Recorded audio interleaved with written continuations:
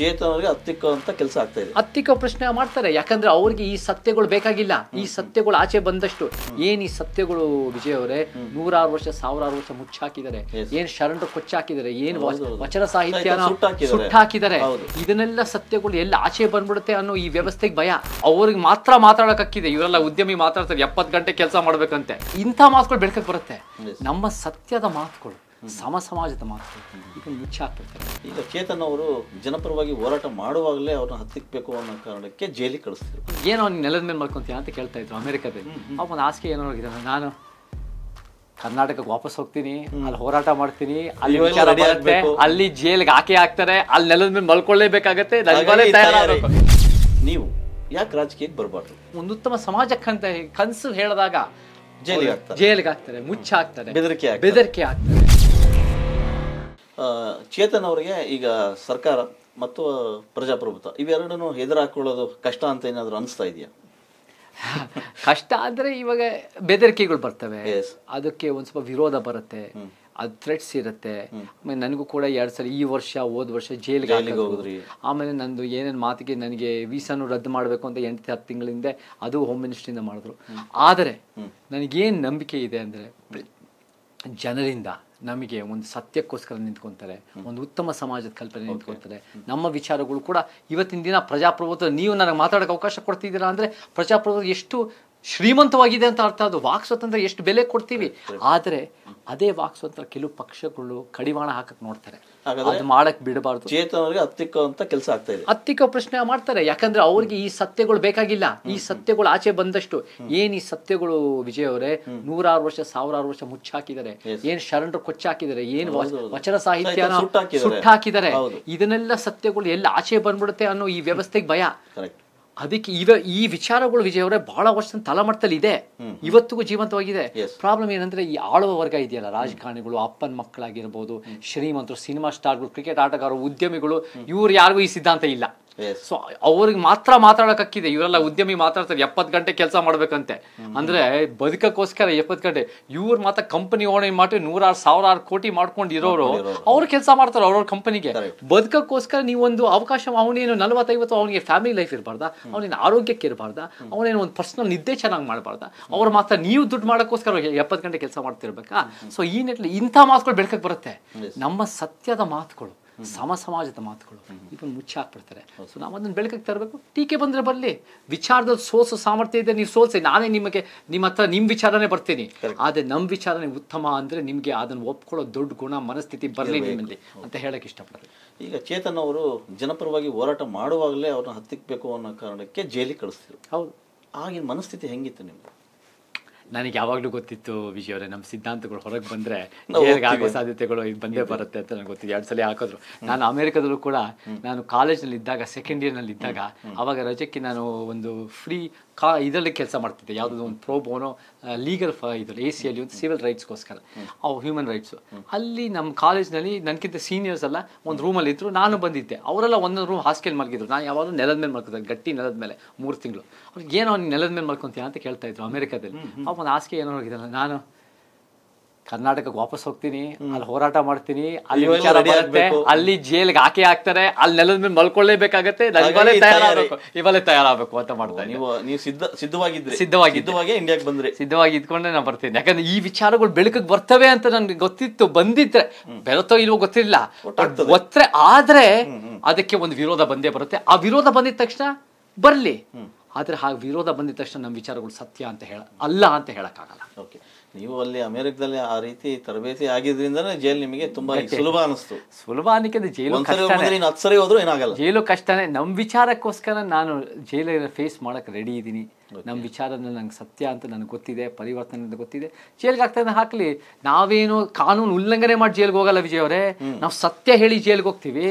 ಹಂಗಾದ್ರೆ ಸತ್ಯಕ್ಕೆ ಯಾವತ್ತಿದ್ರು ಜೈಲೇ ಅಂತ. ಸತ್ಯ ಅಂದ್ರೆ ಎಷ್ಟು ಸರಿ ಸತ್ಯಕ್ಕೋಸ್ಕರ ಇವ್ರು ಭಯ ಪಟ್ಬಿಡುತ್ತೆ ವ್ಯವಸ್ಥೆ. ಸತ್ಯ ಅಂದ್ರೆ ಎಲ್ಲ ಒಂದ್ ಕಡೆ ಜನರಿಗೆ ಜಾಗೃತಿ ಮೂಡ್ಬಿಡುತ್ತೆ, ಜನರಿಗೆ ಒಂದು ಸಮಾಜದ ಕಲ್ಪನೆ ಬಂದ್ಬಿಡುತ್ತೆ, ಜನರಿಗೆ ಒಂದು ಬೇರೆ ಬೇಡಿಕೆ, ಒಂದು ಹೋರಾಟ ಬಂದ್ಬಿಡುತ್ತೆ ಅನ್ನೋ ಒಂದು ಕಿಚ್ ಬಂದ್ಬಿಡುತ್ತೆ ಅನ್ನೋ ಒಂದು ಭಯದಲ್ಲಿ ನಿಮ್ಮನ್ನ ಮೆಟ್ಟಾಕಕ್ಕೆ, ನಿಮ್ಮನ್ನ ಹೆದರ್ಸಕ್ಕೆ, ಬೇರೆಯವ್ರನ್ನೂ ಹೆದರ್ಸಕ್ಕೆ ಜೈಲ್ಗೆ ಹಾಕ್ತಾರೆ.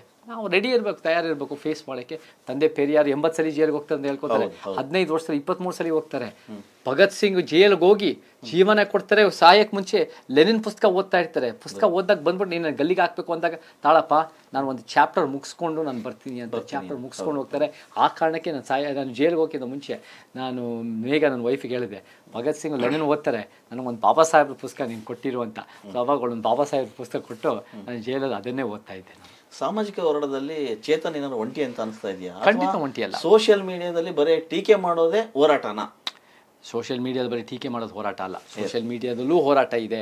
ಮತ್ತೆ ಅದ್ರ ಮುಖ್ಯವಾಗಿ ಸೋಷಿಯಲ್ ಮೀಡಿಯಾ ಭಾಳ ಒಂದು ಸ್ಟ್ರಾಂಗ್ ಫೋರ್ಸ್. ಅದು ಸೋಷಿಯಲ್ ಮೀಡಿಯಾ ಜನಕ್ಕೆ ರೀಚ್ ಮಾಡೋಕೆ ಭಾಳ ಫೋರ್ಸು. 2014ರಲ್ಲಿ ಈ ಕೇಂದ್ರ ಸರ್ಕಾರ ಭಾಳ ಅದನ್ನು ಯೂಸ್ ಮಾಡಿಕೊಂಡ್ರು. ಅದ್ರ ನಂತರ ಬೇರೆ ಬೇರೆ ಪಕ್ಷ ಯೂಸ್ ಮಾಡ್ಕೊಂಡಿದ್ದಾರೆ. ಮುಖ್ಯವಾಗಿ ನಮ್ಮಂಥ ಸಿದ್ಧಾಂತ ಇರೋರಿಗೆ, ಯಾರ ವಿಚಾರಗಳು ಬೆಳಕಿಗೆ ಬಂದಿಲ್ವೋ, ನಾವು ಸ್ಟ್ರಾಂಗ್ ಆಗಿ ಯುನೈಟ್ ಮಾಡೋಕ್ಕೆ ಸೋಷಿಯಲ್ ಮೀಡಿಯಾ ನಮಗೆ ಭಾಳ ಶಕ್ತಿ ಕೊಟ್ಟಿದೆ. ಒಂದು ಹೇಳ್ತೀನಿ ವಿಜಯ್ ಅವರೇ, ಮುಂಚೆಯಿಂದ ಏನಾಗ್ತಾ ಇತ್ತು ಅಂದರೆ ನಿಮಗೆ ಮಾತಾಡೋಕ್ಕೆ ಯಾವುದೋ ಒಂದು ಸ್ಥಾನಮಾನ ಇದ್ದರೆ ಮಾತ್ರ ಮಾತಾಡೋಕ್ಕೆ ಅವಕಾಶ ಸಿಗ್ತಾ ಇತ್ತು. ಇವಾಗ ನಿಮ್ಮ ವಿಚಾರವನ್ನು ಟ್ವಿಟರ್ ಪೋಸ್ಟ್ ಹಾಕಿದ್ರೆ, ಎಕ್ಸ್ ಅಂತ ಏನು ಹೇಳ್ತೀವಿ, ನೀವು ಎಕ್ಸ್ನಲ್ಲಿ ಒಂದು ಪೋಸ್ಟ್ ಹಾಕಿದ್ರೆ ಆ ವಿಚಾರದಲ್ಲಿ ನಿಜವಾಗ್ಲೂ ಅದ್ಭುತವಾದ ವಿಚಾರ ತೂಕ ಇದೆ. ನೀವು ಯಾವುದೇ ರಾಜ್ಯದಿಂದ ಬರಲಿ, ಯಾವುದೇ ಊರಿಂದ ಬರಲಿ, ಯಾವುದೇ ಜಾತಿ, ಲಿಂಗ, ವರ್ಗ, ಧರ್ಮದಿಂದ ಬರಲಿ, ನಿಮ್ಮ ವಿಚಾರದಲ್ಲಿ ಅದ್ಭುತವಾಗಿತ್ತು ಅಂದರೆ ಪ್ರಪಂಚಕ್ಕೆ ಹರಡೋ ಸಾಧ್ಯತೆಗಳಿದೆ. ಸೋಷಿಯಲ್ ಮೀಡಿಯಾದಲ್ಲಿ ಭಾಳ ಶಕ್ತಿ ಇದೆ, ಅದು ಬೇಕು ನಮಗೆ. ಆದರೆ ಅದು ಒಂದೇ ಅಲ್ಲ, ಅದ್ರ ಜೊತೆ ಹೋರಾಟನೂ ಇರಬೇಕು. ನಾವು ಬೀದಿಗಿಳಿದು ಹೋರಾಟನೂ ಮಾಡಬೇಕು, ಅದ್ರ ಜೊತೆ ಸಮಾಜ ಸೇವೆನೂ ಮಾಡಬೇಕು, ಅದ್ರ ಜೊತೆ ಜನಜಾಗೃತಿ ಮಾಡ್ಕೊಂಡು. ನಾವೇ ಪಾದಯಾತ್ರೆ ಮಾಡ್ಕೊಂಡು ನಮ್ಮ ಹುಡುಗರೆಲ್ಲ ಬಂದಿದ್ದಾರೆ ಬಳ್ಳಾರಿಯಿಂದ ಬೆಳಗಾವಿಗೆ ಚಳಿಗಾಲದ ಅಧಿವೇಶನದಲ್ಲಿ. ನಾನು ಕೂಡ ಹೋಗಿದ್ದೆ ನಿನ್ನೆ ಮೊನ್ನೆ. ಅಲ್ಲಿ ಹೋಗಿ ಅಲ್ಲಿ ಇವರೆಲ್ಲ ಒಂದು ಉತ್ತಮ 12 ಬೇಡಿಕೆ ಇಟ್ಟು ನಾವು ಜಾತಿ ಜನಗಣತಿ ಮಾಡಬೇಕಂತ ಬೇಡಿಕೆ ಇಟ್ವಿ. ಅಂದರೆ ಅನೇಕ ರೀತಿ ಜಾಗೃತಿಯ ಕಾರ್ಯಕ್ರಮಗಳಾಗಬೇಕು, ಕೇಡರ್ ಕ್ಯಾಂಪ್ಗಳಾಗಬೇಕು, ಮ್ಯಾಕ್ರೋ ಲೆವೆಲಲ್ಲೂ ಆಗಬೇಕು, ಮೈಕ್ರೋ ಲೆವೆಲಲ್ಲೂ ಆಗಬೇಕು. ಸೊ ಆ ನಿಟ್ಟಿನಲ್ಲಿ ಎರಡರಲ್ಲೂ ನಡೀತಾ ಇರೋದು. ಅನೇಕ ರೀತಿಯಲ್ಲಿ ನಾವು ಜನರಿಗೆ ರೀಚ್ ಆಗಬೇಕು. ರಂಗಭೂಮಿ, ಸಿನಿಮಾ, ಇದರಿಂದನೂ ಸಾಧ್ಯತೆಗಳು ಬೇಕಾಗತ್ತೆ. ಸೊ ನಮಗೆ ನಾವು not only social media, all forms of change ನಮಗೆ ಬೇಕು. ಎಲ್ಲನೂ ಮಾಡ್ತಾ ಇದ್ದೀವಿ. ಅಂಬೇಡ್ಕರ್ ಬಗ್ಗೆ ಹೆಚ್ಚು ನಂಬಿಕೆ ಇರುವಂಥ ವ್ಯಕ್ತಿ ಚೇತನ್. ಹೌದು. ಯಾಕೆ ಆ ಥರ ಜನಪರ ಸಂಘಟನೆಗಳಲ್ಲಿ ತೊಡಸ್ಕೋಬಾರ್ದು? ಅಂದರೆ ನಿರಂತರವಾಗಿ ತೊಡಸ್ಕೊಳ್ತಾ ಇದ್ದೀವಿ. ಅದ್ರಲ್ಲಿ ಎರಡು ಮಾತಿಲ್ಲ. ನಮ್ಮ ಜೊತೆ ಯಾರಾದರೂ ನಿಂತಿದ್ದಾರೆ. ನಾವು ನೋಡಿ ವಿಜಯ್ ಅವರೇ, ರೈತರ ಪರವಾಗಿ ನಿಂತಿದ್ದೀವಿ, ಕಾರ್ಮಿಕರ ಪರವಾಗಿ ನಿಂತಿದ್ವಿ, ಮಹಿಳೆಯರ ಪರವಾಗಿ ನಿಂತಿದ್ವಿ, ಕೆಲವರ್ಗ ದಲಿತ ಆದಿವಾಸಿ ಪರವಾಗಿ ನಿಂತಿದ್ವಿ, ನಮ್ಮ ಇದೆಲ್ಲ ಪರವಾಗಿ ನಿಂತಿದ್ದೀವಿ. ಯಾವುದಾದ್ರು ನಮ್ಮ ಕನ್ನಡ ಪರ ಸಂಘಟನೆಗಳ ಪರವಾಗಿ ನಿಂತಿದ್ವಿ, ಅಲ್ಪಸಂಖ್ಯಾತ ಪರವಾಗಿ ನಿಂತಿದ್ದೀವಿ. ಜೈಲ್ಗೆ ಹೋದಾಗ ಯಾರು ನಮ್ಮ ಜೊತೆ ನಿಂತ್ಕೊಂಡ್ರು, ಮತ್ತೆ ನನಗೆ ಈ ಯಾರು ದಬ್ಬಾಳಿಕೆ ಮಾಡಕ್ಕೆ ಬಂದಾಗ ಬೇರೆ ಬೇರೆ ಸಂಘಟನೆ ಯಾರು ನಮ್ಮ ಜೊತೆ ನಿಂತ್ಕೊಂತಾರೆ ಅಂದರೆ ಭಾಳ ಗಟ್ಟಿಯಾಗಿ ನೀಲಿ ಶಾಲಿನ ಸಂಘಟನೆಗಳು, ಯಾರು ಅಂಬೇಡ್ಕರ್ ವಾದ ಅಂತ ಹೇಳ್ತಾರೆ, ಸೊ ಅವು ಆ ಸಂಘಟನೆಗಳು ನಮ್ಮ ಜೊತೆ ಗಟ್ಟಿಯಾಗಿ ಸೈದ್ಧಾಂತಿಕವಾಗಿ ನಿಂತಿದ್ದಾರೆ. ಅವರಿಂದನೇ ಪರಿವರ್ತನೆ ಸಾಧ್ಯ. ಅವರು ಭಾಳ ಮುಖ್ಯ ಪಾತ್ರ ವಹಿಸಬೇಕು. ಹಾಗಿದ್ದಾಗ ಅವ್ರು ಒಬ್ಬರೇ ಅಲ್ಲ, ನಮ್ಗೆ ಎಲ್ಲರೂ ಬೇಕು. ನಾನು ಹೇಳಿದ ಸಲಿಂಗ ಪ್ರೇಮಿಗಳು, ರೈತರು, ಕಾರ್ಮಿಕರು, ಎಲ್ಲ ಒಂದು ಮಹಿಳಾ ಸಂಘಟನೆಗಳು, ಅಲ್ಪಸಂಖ್ಯಾತ ಎಲ್ಲರೂ ಸಹ, ತಳ ಸಮುದಾಯ ಎಲ್ಲರೂ ಸಹ ಬೇಕು. ಬಟ್ ನನ್ನ ಜೊತೆ ನಿಂತಿರೋದು ದಲಿತ, ಆದಿವಾಸಿ, ನೀಲಿ ಶಾಲು ಸಂಘಟನೆಗಳು ಜಾಸ್ತಿ ನನ್ನ ಜೊತೆ ಬದ್ಧವಾಗಿ ನಿಂತಿದ್ದಾರೆ. ನನಗೆ ಅವ್ರ ಬಗ್ಗೆ ಭಾಳ ಅಭಿಮಾನ. ಬಟ್ ಅವ್ರು ಒಬ್ಬರೇ ಅಲ್ಲ ನಮ್ಮ ಪರಿವರ್ತನೆ. ನಮ್ಗೆ ಇಡೀ ಅನ್ಯಾಯದ ವ್ಯವಸ್ಥೆ ವಿರುದ್ಧ ಅವರು ಒಪ್ಕೊಂತಾರೆ. ಇವತ್ತು ಇದು ದಲಿತರ ವಿಮೋಚನಾ ಅಥವಾ ಇದು ಒಂದು ಜಾತಿ ವಿನಾಶಕ್ಕೆ ಸೀಮಿತ ಅಲ್ಲ. ಅಂಬೇಡ್ಕರ್ ಜಾತಿ ವಿನಾಶಕ್ಕೆ ಸೀಮಿತ ಕಟ್ಟಕ್ಕಾಗಲ್ಲ. ಅಂಬೇಡ್ಕರ್ ಅನ್ಯಾಯದ ವ್ಯವಸ್ಥೆ ವಿರುದ್ಧ, ಅಂದ್ರೆ ಲಿಂಗ, ಜಾತಿ, ವರ್ಗ, ಈ ಧಾರ್ಮಿಕ, ಯಾವುದೇ ಸಾಂಸ್ಕೃತಿಕ, ಭಾಷೆ, ಯಾವುದೇ ಅಸಮಾನತೆ, ಅದು ನಮ್ಮ ದೊಡ್ಡ ಶತ್ರು. ಸೊ ಆ ಶತ್ರುನ ವಿರೋಧ ಮಾಡೋಕ್ಕೆ ಸಮ ಸಮಾಜದ ಕನಸೇ ಪರಿವರ್ತನೆ. ಚುನಾವಣೆ ವ್ಯವಸ್ಥೆಯನ್ನ ವಿರೋಧಿಸಿದಂಥ ಅನೇಕ ಚಳವಳಿಗಳು ಸೋತಿರೋಂಥ ಉದಾಹರಣೆಗಳು ಇವೆ. ಅದು ನಿಮಗೂ ಗೊತ್ತಿರ್ಬೋದು. ಹೌದೌದು. ವಾಸ್ತವವಾಗಿ ಅದರ ಮೂಲಕನೇ ಬದಲಾವಣೆ ತರೋದಾದ್ರೆ ನೀವು ಯಾಕೆ ರಾಜಕೀಯಕ್ಕೆ ಬರಬಾರ್ದು? ರಾಜಕೀಯ ಬರಬಾರ್ದು ಅಂತ ಹೇಳ್ತಾ ಇಲ್ಲ, ಆದರೆ ಇವತ್ತು ನಮ್ಮ ಸಮಾಜ ತಯಾರಿಲ್ಲ. ನಾನಂತೂ ಚುನಾವಣೆ ನಿಂತ್ಕೊಳ್ಳಲ್ಲ. ನನಗೆ 224 ಕ್ಷೇತ್ರದಲ್ಲಿ ಎಲ್ಲರೂ ನಮ್ಮ ಕರ್ನಾಟಕದವರೇ ಇದ್ದಾರೆ, ಎಲ್ಲರೂ ನಮ್ಮ ಜನನೇ. ಒಂದು ಸಮಾಜ ಎಲ್ಲ ಕಾನ್ಸ್ಟಿಟ್ಯೂನ್ಸಿ ಕ್ಷೇತ್ರದಲ್ಲೂ ಆಗಬೇಕು. ನಾನು ಎಲ್ಲ ಕಡೆ ಪ್ರವಾಸ ಮಾಡ್ತೀನಿ. ಆದರೆ ಯಾರು ಗೊತ್ತು, ಒಂದು 20 ವರ್ಷ, 30 ವರ್ಷ, ಅಥವಾ ನಾವು ತೀರ್ಕೊಂಡಾದ್ಮೇಲೆ ಒಂದು 100 ವರ್ಷಕ್ಕೆ ನಮಗೊಂದು ಸೈದ್ಧಾಂತಿಕ ನೆಲೆಗಟ್ಟಿನಲ್ಲಿ ನಮ್ಮದು ಒಂದು ಪಕ್ಷ ಬರ್ಬೋದು. ಬಟ್ ಪಕ್ಷ ಬರಬಾರ್ದು ಅಂತ ಹೇಳ್ತಾ ಇಲ್ಲ. ಬಟ್ ಇವತ್ತಿನ ದಿನ ರಾಜಕೀಯ ಬದಲಾವಣೆ ಆಗಬೇಕು ಅಂದರೆ ಸಾಮಾಜಿಕ ಬದಲಾವಣೆ ಆಗಬೇಕು. ಸಾಮಾಜಿಕ ಬದಲಾವಣೆ ಅಂದರೆ ಮಾನಸಿಕ ಬದಲಾವಣೆ ಆಗಬೇಕು. ನೀವು ನನಗೆ ಮಾತಾಡೋಕ್ಕೆ ಅವಕಾಶ ಕೊಡ್ತಾ ಇದ್ದೀರಾ. ಈ ವಿಚಾರಗಳು ನೋಡಿ ಎಲ್ಲೋ ಒಂದು ಕಡೆ ಜನರಿಗೆ ತಲುಪೋದು. ಜನರಿಗೆ ಏನೋ ಒಂದು ಇದು ಒಂದು ಸತ್ಯ ಇರ್ಬೋದು. ತಳಮಟ್ಟದಿಂದ ನೋಡೋ ದೃಷ್ಟಿಕೋನ, ನಮ್ಮೇ ಲೆಕ್ಕಾಚಾರ ಅಂತ ಕಾಂಗ್ರೆಸ್ JDS ಆಗಿರ್ಬೋದು, ಅಥವಾ ಈ ಕೋಮು ದ್ವೇಷದ ಹಿಂದುತ್ವ ಆಗಿರ್ಬೋದು, ಇದು ಯಾವುದು ಸರಿ ಇಲ್ಲ. ಒಂದು ತಳಮಟ್ಟದ ಸಮಾಜ ನಮಗಾಗಬೇಕು. ತಳಮಟ್ಟದಲ್ಲಿ ಏರಿಸ್ಬೇಕು, ಮೇಲಿಂದ ಸ್ವಲ್ಪ ಇಳಿಸ್ಬೇಕು. ಶ್ರೀಮಂತರ ಹತ್ರ, ಬಡವರ ಹತ್ರ 50% ಹತ್ರ ಕೇವಲ 3% ಆಸ್ತಿ ಇದೆ. ಶ್ರೀಮಂತರ 1% dollars colony, Sadashivanagar, Kumara park ವೈಸ್, ಈ ತರ ಆಳುವ ವರ್ಗಗಳು ಇವರೇ ಮಂತ್ರಿಗಳಾಗಿದ್ದಾರೆ, ಇವರೇ ಮಿನಿಸ್ಟರ್ಗಳು. ಇವ್ರು 1% ಹತ್ರ 40-50% ಆಸ್ತಿ ಇದೆ. ಅವರಿಂದ ಕಿತ್ತು ಮರು ಹಂಚಿಕೆ ಮಾಡೋ ಒಂದು ಸರ್ಕಾರಗಳು ಬೇಕು. ಎಲ್ಲ ಬಜೆಟ್ ಇವತ್ತು 3 ಲಕ್ಷ ಕೋಟಿ ದುಡ್ಡಿಲ್ಲ ಅಂತಾರೆ, ಮಾಡ್ರಿ 5 ಲಕ್ಷ ಕೋಟಿ ಮಾಡಿ, 6 ಲಕ್ಷ ಕೋಟಿ ಮಾಡಿ. ಸಮಾಜದ ಕನಸಿರ್ಬೇಕು ನಿಮ್ಗೆ. ಸೊ ಯಾವಾಗಲೂ ತಳಮಟ್ಟದಿಂದ ಏರ್ಸೋದು, ಮೇಲಿಂದ ಬೀಳ್ಸೋದು. ಅದು ಲಿಂಗ ಸಮಾನತೆ ಆಗಿರ್ಬೋದು, ಅದು ಆರ್ಥಿಕ ಸಮಾನತೆ ಆಗಿರ್ಬೋದು, ಜಾತಿಯ ಸಮಾನತೆ ಆಗಿರ್ಬೋದು, ಭಾಷೆಯ ಸಮಾನತೆ ಆಗಿರ್ಬೋದು. ತಳಮಟ್ಟದಿಂದ ಏರ್ಸೋದು, ಮೇಲಿಂದ ಬೀಳ್ಸೋದು, ಸಮಾನತೆ. ಈ ತರದ ಮಾತುಗಳಿಂದಾನೇ ಚೇತನ್ ವಿರೋಧ ಕಟ್ಸ್ಕೊಳ್ತಾ ಇದ್ದಾರೆ. ವಿರೋಧ ಕಟ್ಸ್ಕೊಳ್ದಿಂದ ತಕ್ಷಣ ನನ್ನ ವಿಚಾರಗಳು ತಪ್ಪು ಅಂತ ಹೇಳಕ್ಕಾಗತ್ತ? ಇವತ್ತಿನ ದಿನ ಸಮಾಜದಲ್ಲಿ ಎಲ್ಲ ಬಹುತೇಕರು, ಅದು ಶ್ರೀಮಂತ ಆಳುವ ವರ್ಗಕ್ಕೆ ಯಾರವ್ರನ್ನ ಪ್ರಶ್ನೆನೇ ಮಾಡಬಾರ್ದು.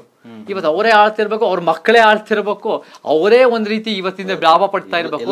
ಎಲ್ಲ ಕ್ಷೇತ್ರದಲ್ಲೂ ಎಲ್ಲಾ ಕ್ಷೇತ್ರ ಅನ್ನಕ್ಕಿಂತ ಯಾವ್ದ್ರಲ್ಲಿ ಪವರ್ ಇದೆಯೋ, ಅಂದ್ರೆ ಒಂದು ಪಾಲಿಟಿಕ್ಸ್ ನಲ್ಲಿ, ಫಿಲ್ಮ್ ನಲ್ಲಿ, ಈ ತರ ಬೇರೆ ಬೇರೆ, ಕ್ರಿಕೆಟ್ ನಲ್ಲೂ ಜಾತಿ ಬಗ್ಗೆ ನಾನು ನಿಮ್ಗೆ ಎಷ್ಟೋ ಮಾತಾಡಿದ್ದೀನಿ. ಸೊ ಈ ತರ ಯಾವ್ನಲ್ಲಿ ದುಡ್ಡು ಇದೆಯೋ, ಪವರ್ ಇದೆಯೋ, ಒಂದು ಕಂಟ್ರೋಲ್ ಇದೆಯೋ, ಆ ಕ್ಷೇತ್ರಗಳಲ್ಲಿ ಈ ತರ ಆಳುವ ವರ್ಗ.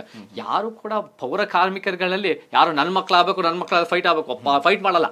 ಆ ಒಂದು ಪರಿಸ್ಥಿತಿ ಇರೋದ್ರಿಂದ ಬಡವರು ಶೋಷಿತರಾಗಿರೋದ್ರಿಂದ ಸ್ಮಶಾನ ಕಾರ್ಮಿಕರೇ ಆಗ್ತಾರೆ, ಕೂಲಿ ಕಾರ್ಮಿಕರಾಗ್ತಾರೆ, ಪೌರ ಕಾರ್ಮಿಕರಾಗ್ತಾರೆ. ಆದ್ರೆ ಆಳುವ ವರ್ಗ ಇದೆಯಲ್ಲ, ಆಳುವವರಿಗೆಲ್ಲ ಒಂದು ನಿಮ್ಮ ಪ್ರತಿಭೆ ಮೇಲೆ ಬೆಳಿಬೇಕು, ನಿಮ್ಮ ಉದ್ದೇಶ, ನಿಮ್ಮ ಕಾಳಜಿ, ನಿಮ್ಮ ಸಮಾಜಮುಖಿ ಚಿಂತನೆ ಮೇಲೆ ಬೆಳಿಬೇಕು. ಹಂಗೆ ಬೆಳೀತಾ ಇಲ್ಲ. ಅಪ್ಪನ ಮಕ್ಕಳೇ ಬೆಳೀತಾ ಇದ್ದಾರೆ, ಇಂಥದ್ದೇ ನಡೆಸ್ತಾ ಇದ್ದಾರೆ. ಅವ್ರಿಗೆ ಆ ವ್ಯವಸ್ಥೆಯನ್ನು ಉಳಿಸೋದೇ ಅವ್ರ ಹುನ್ನಾರ. ಸೊ ಆ ಕಾರಣಕ್ಕೆ ನಾನು ಅದನ್ನು ಪ್ರಶ್ನೆ ಮಾಡಿದಾಗ, ಒಂದು ಉತ್ತಮ ಸಮಾಜಕ್ಕಂತ ಕನಸು ಹೇಳಿದಾಗ ಜೈಲಿಗೆ ಹಾಕ್ತಾರೆ, ಮುಚ್ಚಾಕ್ತಾರೆ, ಬೆದರಿಕೆ ಹಾಕ್ತಾರೆ.